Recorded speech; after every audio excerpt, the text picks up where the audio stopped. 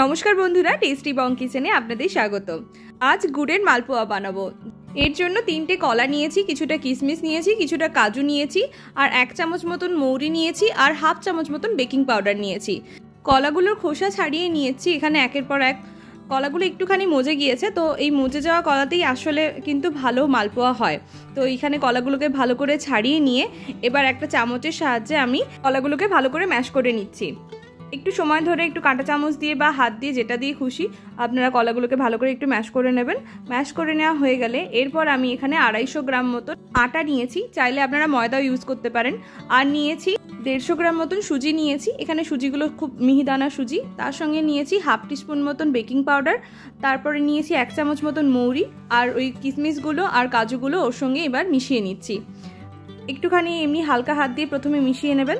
তারপরে এমনি নর্মাল ঘরের রুম টেম্পারেচারে রাখা দুধ, এখানে আমি 250 ml মতন দুধ ব্যবহার করেছি। প্রথমে 125 ml মতন আমি এখানে দুধ দিয়েছি, দিয়ে ভালো করে মিক্সড করেছি। তারপরে আরও আমি 1 কাপ মতন এখানে কিন্তু দুধ অ্যাড করেছি। এটা কিন্তু যে যার নিজেদের মতন করে বুঝে নিয়ে দেবেন। আর দিয়েছি 250 ml মতন গুড়ের গুঁড়ো বা জাগেরি পাউডার, সেটা দিয়েও ভালো করে এবার কিন্তু একটা চামচের সাহায্যে মিক্সড করে নিয়েছি।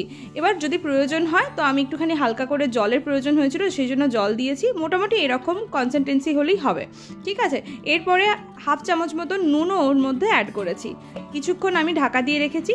এরপর অন্যদিকে একটা কড়াইতে তেল গরম করতে দিয়েছি। আমি এখানে রাইস ব্র্যান অয়েল ইউজ করেছি, আপনারা আপনাদের মতন যা খুশি দিতে পারেন। একটা ছোট হাতার সাহায্যে অল্প অল্প করে মালপোয়াগুলো তেলের মধ্যে আমি দিয়ে দিচ্ছি। এরপরে গ্যাসের ফ্লেমটা কিন্তু একদম স্লোতে থাকবে এই সময়, আর খুব সাবধানে কিন্তু একটা খুন্তি দিয়ে মালপোয়াগুলোকে আস্তে আস্তে করে উল্টে পাল্টে ভেজে নেব। মোটামুটি দুটো সাইড এরকম লাল লাল করে ভাজা হয়ে গেলেই কিন্তু তৈরি আমাদের গুড়ের মালপোয়া। তো এটা খুব সুন্দর খেতে হয় এবং খুব টেস্টি হয় এবং মুচমুচেও হয়।